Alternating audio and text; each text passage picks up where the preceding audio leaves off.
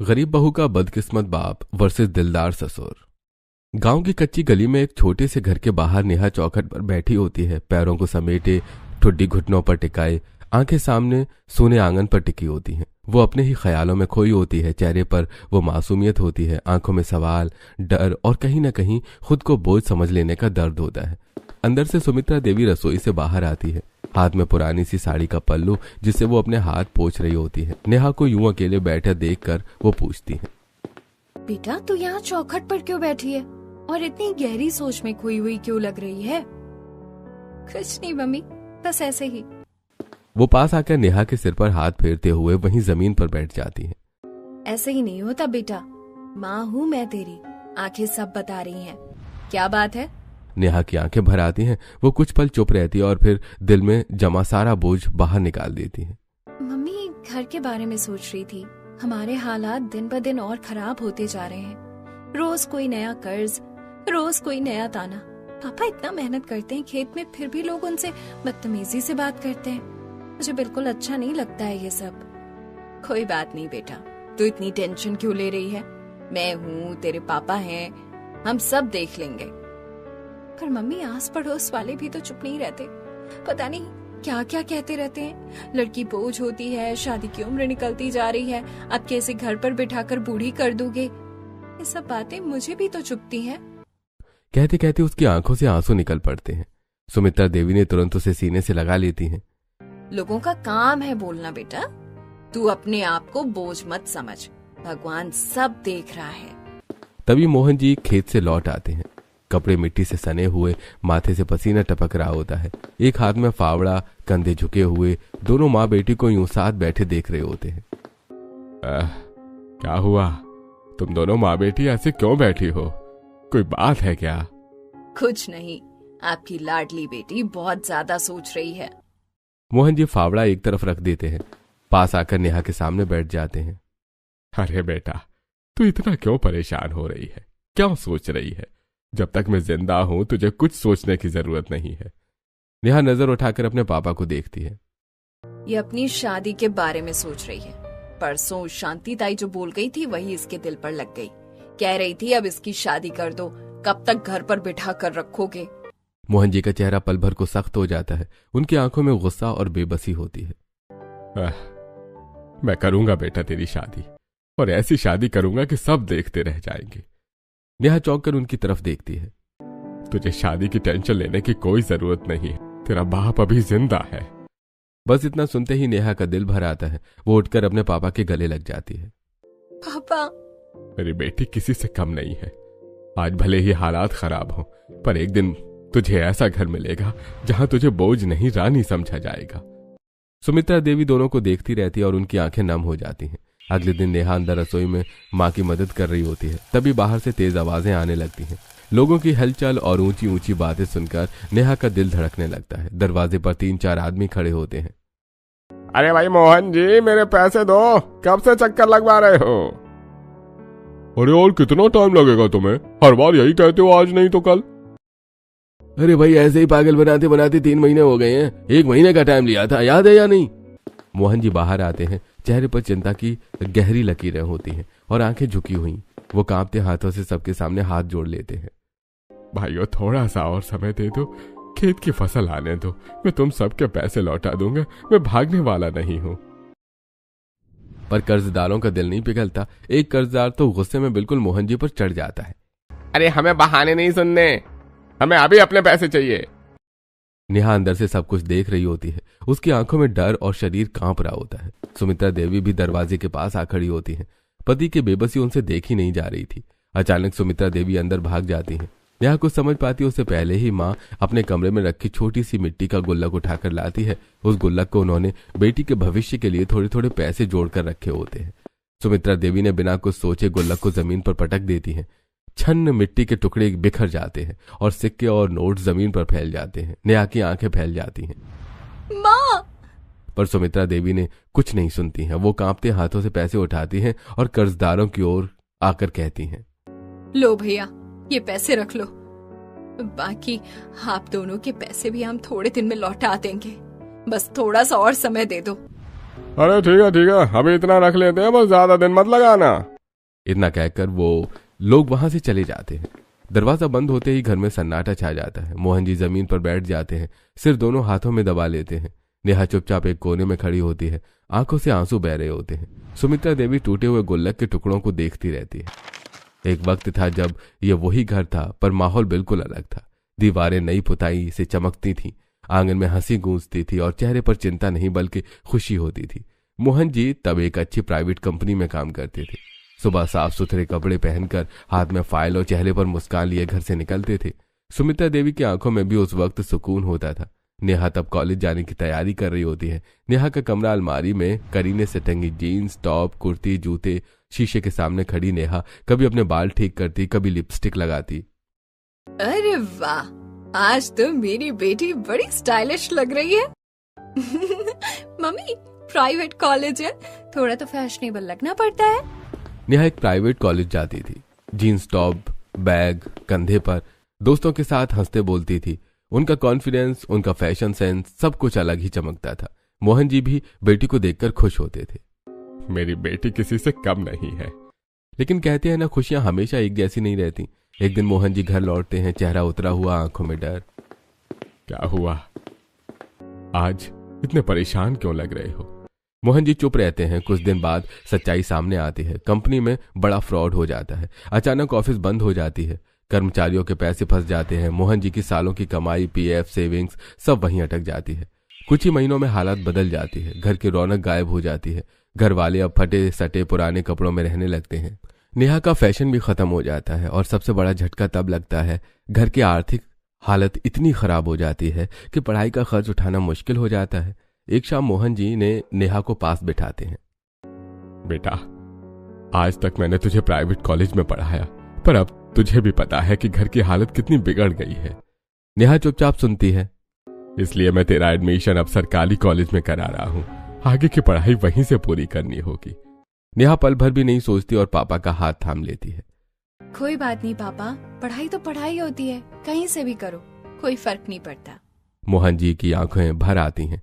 कुछ ही दिनों में नेहा का सरकारी कॉलेज में एडमिशन हो जाता है। वहां उसे स्कॉलरशिप भी मिलने लगी, जिससे पढ़ाई का खर्चा पिता पर नहीं पड़ता है। दोपहर को सुमित्रा देवी चाय बना रही होती है। नेहा पास ही बैठी सब्जी काट रही होती है। तभी दरवाजे पर आवाज आती है। अरे मोहन। बुआ जी घर में आती हैं। सब लोग बैठ जाते हैं और इधर उधर की बातें होने लगती हैं। कुछ देर बाद बुआ जी ने सीधे मुद्दे पर आती हैं। अरे मोहन, कब तक अपनी बेटी को घर पर ही बिठाए रखेगा?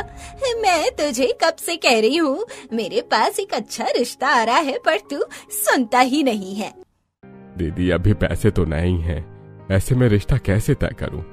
पैसे तो इंसान के पास पूरी जिंदगी रहते ही नहीं है मोहन, लेकिन बेटियां तो बिहानी पड़ती है ना। अब समय आ गया है लड़की के हाथ पीले करने का, और ऊपर से रिश्तेदारी में भी लोग बातें बनाने लगे हैं। नेहा ये सब अंदर से सुन रही होती है। हर शब्द उसके दिल में चुभ रहा होता है। ठीक है दीदी, मैं कोशिश करता हूँ कि इस साल इसकी शादी कर दूं। बस यही सुनना चाहती थी। इतना कहकर वो वहां से चली जाती हैं। अगली सुबह मोहन जी खेत की ओर जा रहे होते हैं। कंधे पर गमछा, हाथ में फावड़ा होता है। रास्ते में गांव की कुछ औरतें खड़ी होती हैं। जैसे ही मोहन जी वहां से गुजरे, उनकी फुसफुसाहट तेज हो गई। अरे, इनकी बेटी की शादी अभी तक नहीं हुई, लड़की की उम्र तो निकलती जा रही है। औकात ही नहीं है इन लोगों की बेटी की शादी करने की। ये शब्द तीर की तरह मोहन जी के कानों में चुभ जाते हैं। वो एकदम रुक जाते हैं और मुड़कर जवाब देते हैं। मैं अपनी बेटी की ऐसी शादी करूंगा कि तुम सब देखते रह जाओगे। और बिना कुछ और कहे सीना तान कर खेत की ओर बढ़ जाते हैं। एक दिन अचानक घर के बाहर हलचल बढ़ जाती है। गांव की कच्ची गली में एक बड़ी गाड़ी आकर रुकती है। नेहा घबरा जाती है। सुमित्रा देवी भी हैरान होकर बाहर झांकती है। दरवाजे पर शहर के बड़े घराने के लोग खड़े होते हैं। मोहन जी उन्हें अंदर बिठाते हैं। चाय पानी होता है, बातें चलती हैं। नेहा सादे कपड़ों में सिर झुकाई चाय लेकर आती है। लोग उसकी सादगी, संस्कार और समझदारी से प्रभावित हो जाते हैं। कुछ ही देर में बात आगे बढ़ती है। देखिए, हमें आपकी लड़की पसंद है। अगर आप भी राजी हो तो रिश्ता पक्का समझिए। सुमित्रा देवी की आंखों में खुशी के आंसू आ जाते हैं। जी, हमें भी रिश्ता मंजूर है। रिश्ता पक्का हो जाता है। घर में पहली बार लंबे समय बाद खुशियों की हल्की सी दस्तक होती है। रात को नेहा सो जाती है। मोहन जी और सुमित्रा देवी अपने कमरे में बैठे होते हैं। अब हमें शादी कैसे करनी है? वो लोग तो बहुत बड़े घराने के हैं, हम तो उनके काबिल भी नहीं हैं।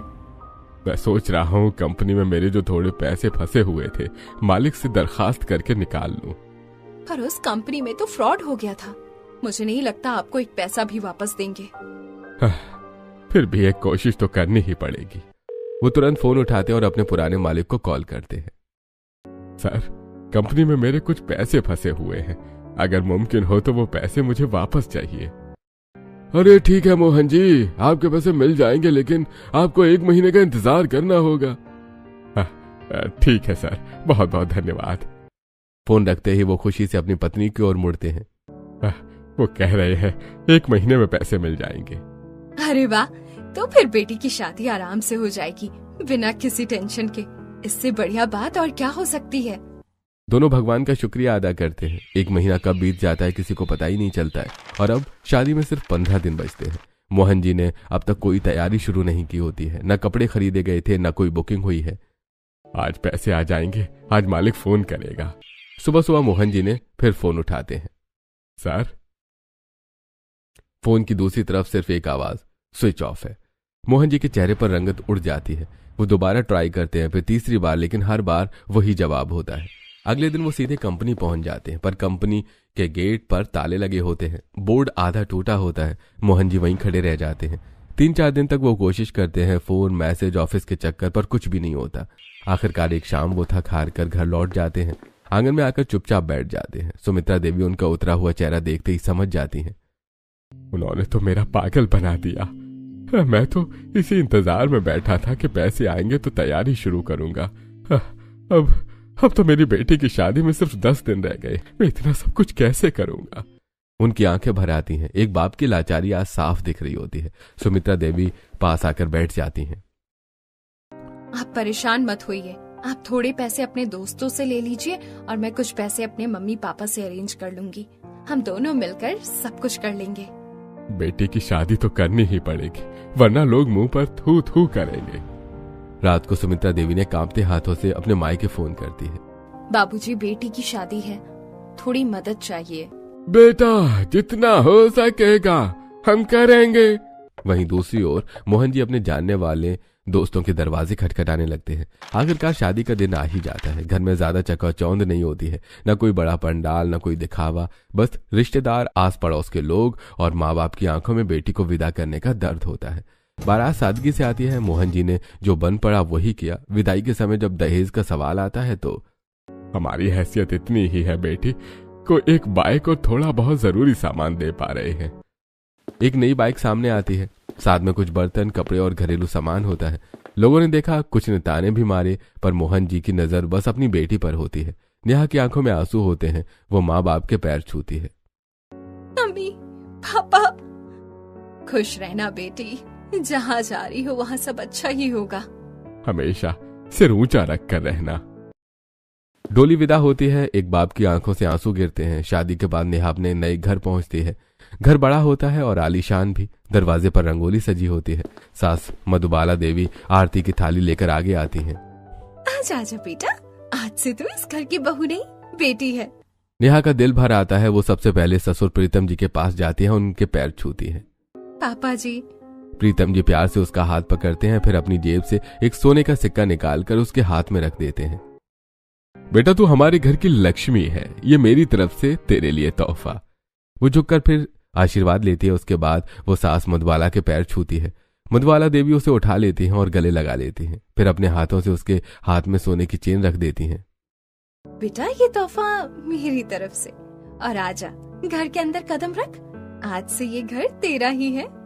नेहा हल्के मुस्कुराते हुए गृह प्रवेश करती है। उस रात सब सोने चले जाते हैं। अगली सुबह नेहा की पहली रसोई होती है। नेहा सादगी से साड़ी पहने, सिर ढका हुआ, हाथ जोड़कर रसोई में अंदर जाती है। सास मधुबाला देवी उनके पास खड़ी होती हैं।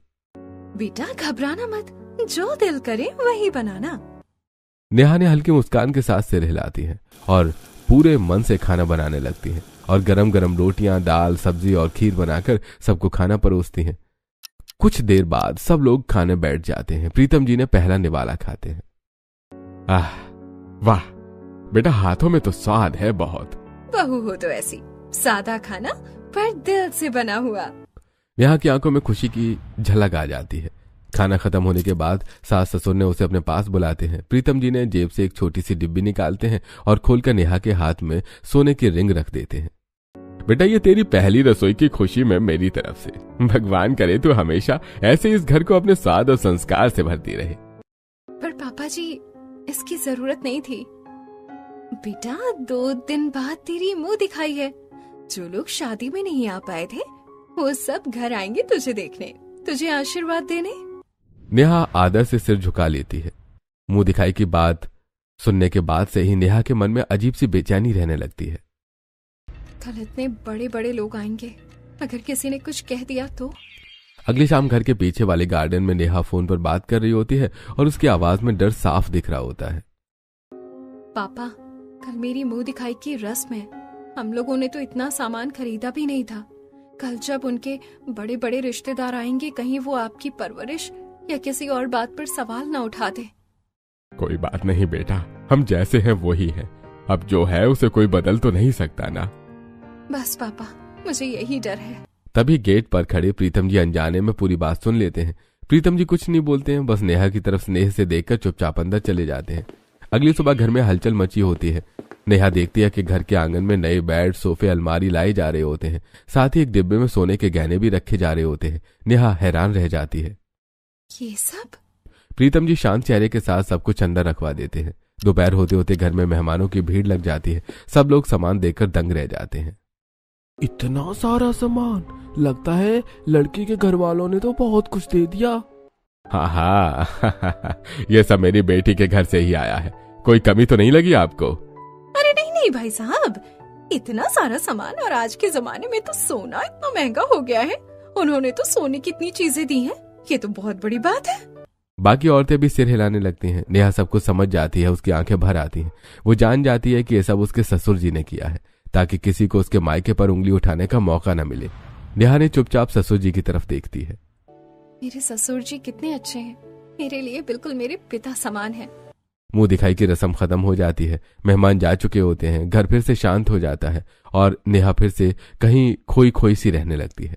सुबह से शाम तक नेहा अपने काम करती रहती है। रसोई, पूजा, साफ सफाई, सब कुछ ठीक, पर बिना किसी आवाज के। न चेहरे पर शिकायत, न होठों पर मुस्कान। सास मधुबाला देवी कई बार उसे गौर से देखती हैं। एक दिन रसोई में, बेटा नेहा, तबीयत तो ठीक है ना? हाँ मम्मी जी, सब ठीक है। इतना कहकर वो फिर अपने काम में लग जाती हैं। मधुबाला देवी को कुछ अजीब लगता है। वो उसे अपने पास बिठाने की कोशिश करती हैं। थोड़ी देर बैठ जा मेरे पास, नई जगह है, अगर कुछ मन में हो तो बता दिया कर। नहीं मम्मी जी, कुछ नहीं है। इतना कहकर वो धीरे से उठ जाती हैं। उधर प्रीतम जी ये सब नोटिस कर रहे होते हैं। वो शाम को बरामदे में बैठे होते हैं। नेहा चुपचाप पौधों में पानी दे रही होती है। बहू बहुत शांत रहने लगी है, न हंसती है, न खुलकर बात करती है। मैंने भी महसूस किया है, बात करने की कोशिश करती हूँ पर वो दिल की बात कहती ही नहीं। दोनों की आंखों में चिंता साफ होती है। प्रीतम जी नेहा की तरफ देखते हैं। शायद बहुत कुछ सह कर आई है। अपनी आदतें, अपना डर, सब एक दिन में नहीं जाते। हमें इसे वक्त देना होगा और इतना प्यार कि इसे महसूस हो जाए कि ये घर सच में इसका अपना है। रात को नेहा बिस्तर के कोने पर बैठी होती है। घुटनों को सीने में लगाए बैठी होती है। आंखें कहीं दूर टिकी होती हैं। राघव उसे काफी देर से देख रहा होता है। आज फिर नेहा बिल्कुल चुप होती है। आखिरकार वो खुद को रोक नहीं पाती। नेहा, क्या बात है? तुम इतनी चुप चुप क्यों रहती हो? और तुम मुझसे कुछ बताती भी नहीं हो। नेहा चौंक जाती है। वो नजरें झुका लेती है। सबकी पत्नी अपने पति से सब कुछ शेयर करती है, लेकिन तुम कुछ भी मुझे बताती ही नहीं हो। नहीं राघव, कोई बात नहीं है। राघव को अब उसकी बात पर यकीन नहीं होता है। वो उसका हाथ पकड़ लेता है। तुम्हें मेरी कसम है नेहा, अगर तुमने मुझे नहीं बताया ना तो मैं तुमसे बहुत ज्यादा नाराज हो जाऊंगा। फिर कभी तुमसे बात नहीं करूंगा। नेहा का दिल कांप उठता है। उसकी आंखों में आंसू भर आते हैं। कुछ पल की चुप्पी के बाद वो अंदर का सारा दर्द बाहर निकाल देती है और राघव को सारी बात बताती है। कुछ नहीं, बस मेरे परिवार में बहुत ज्यादा दिक्कत चल रही थी।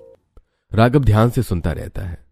पहले पापा की बहुत अच्छी नौकरी थी, फिर अचानक ऐसा झटका लगा, कंपनी बंद हो गई। हमारी हालत एकदम खराब हो गई। ये शादी भी बड़ी मुश्किल से हुई। पापा ने बहुत ज्यादा कर्ज ले लिया था।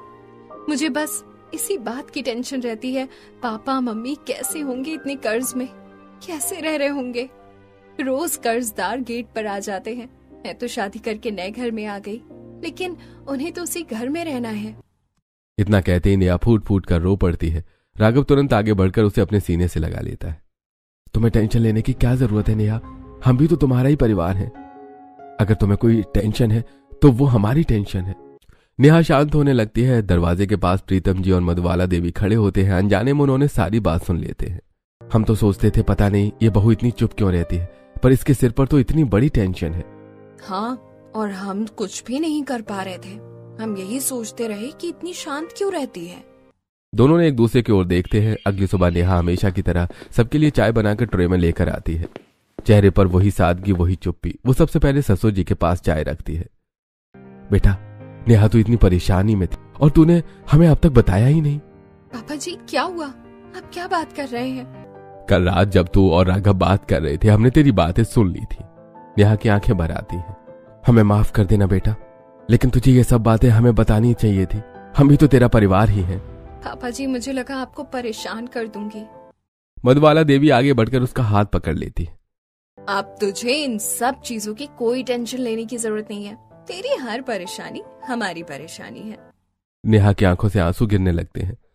चलो ऐसा करते हैं, आज हम बहन जी और भाई साहब से मिलकर आते हैं। नेहा चौंक कर उनकी तरफ देखती है। और तू भी हमारे साथ चलेगी। अपने घर जाकर तुझे भी थोड़ी खुशी मिलेगी।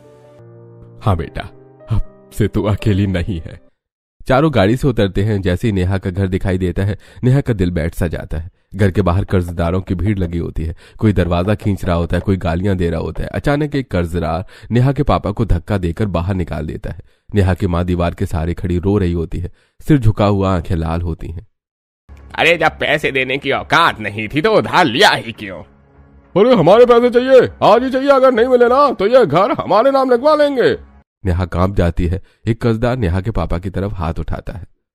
अरे बहुत हो गया, अब मारपीट से ही पैसे निकलेंगे। उसी पल राघव आगे बढ़ता है और उसका हाथ पकड़कर पीछे मोड़ देता है। तुम्हारी हिम्मत कैसे हुई मेरे पापा पर हाथ उठाने की? अगले सेकंड प्रीतम जी पूरी ताकत से कर्जदार के गाल पर जोरदार थप्पड़ मारते हैं।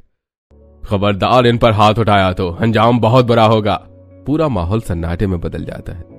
बताओ कितने पैसे हैं तुम्हारे? 1 लाख रुपया। बताओ, दे सकते हो? प्रीतम जी बिना पल सोचे जेब से 1 लाख रुपए की गड्डी निकालते और उसके हाथ में थमा देते हैं। लो तुम्हारे पैसे। ये देखते ही बाकी कर्जदार भी टूट पड़ते हैं। अगर इसके पैसे दे रहे हो तो हमारे भी दे दो। शादी में पैसे लिए थे, आज 6 महीने हो गए। अरे पैसे नहीं मिले तो मार कर घर खाली करवा लेंगे। अच्छा, ऐसे कैसे कर दोगे? तभी से बात करोगे तो सबको मिलेगा, एक एक करके, वरना मेरी भी हाथ चलते हैं। जो भी कर्जदार बाहर खड़े होते हैं, प्रीतम जी सब पैसे पूरे चुका देते हैं। धीरे धीरे भीड़ चढ़ने लगती है। नेहा के माँ बाप आंखों में आंसुओं के साथ कोने में खड़े रहते हैं। अगले दिन प्रीतम जी नेहा को साथ लेकर फिर से उसके घर आते हैं। नेहा बेटा, तू बता किन किन से पैसे लिए थे? भाई साहब आप भी बताइए। नेहा सबके नाम बता देती है। प्रीतम जी एक एक करके सबको फोन लगाते हैं। कुछ ही देर में सारे कर्जदार फिर से आ जाते हैं। भाई साहब रहने दो, मैं शर्म से मर जाऊंगा अगर आपने ये सब कर दिया।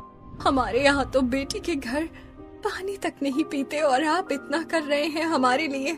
प्रीतम जी उनके हाथ पकड़ लेते हैं। ये सब पुराने जमाने की सोच है। आजकल एक दूसरे की मदद करनी चाहिए। अगर कभी आपको लगे कि मैं भी मुसीबत में हूं तो आप भी मेरी मदद से पीछे मत हटना। माता पिता बार बार मना करते हैं, लेकिन प्रीतम जी सारे पैसे चुका देते हैं। कर्जदार पैसे लेकर चुपचाप चले जाते हैं। नेहा फूट फूट कर रोने लगती है। हर लड़की की किस्मत मेरी जैसी नहीं होती। कुछ को ऐसे दिलदार ससुराल वाले मिलते हैं जो हर सुख दुख में साथ देते हैं। आजकल तो लड़कियां अपने ससुराल से ही परेशान होती हैं, लेकिन मैं खुद को बहुत खुश नसीब मानती हूँ कि मुझे आप जैसे मम्मी पापा मिले। आप दोनों मेरे सास ससुर नहीं, मम्मी पापा हो। प्रीतम जी उसे मजबूती से गले लगा लेते हैं। और तू हमारी बेटी है, हम भी तुझे पाकर बहुत खुश हैं। भगवान मेरी बेटी की खुशियों को किसी की नजर मत लगने देना। आपने मुझसे जितना छीना है उससे कहीं ज्यादा मुझे दे दिया। अपना बेटी को इतना खुश देखकर मैं बहुत खुश हूँ इस गरीबी में भी। सास की आंखों में आंसू बहने लगते हैं।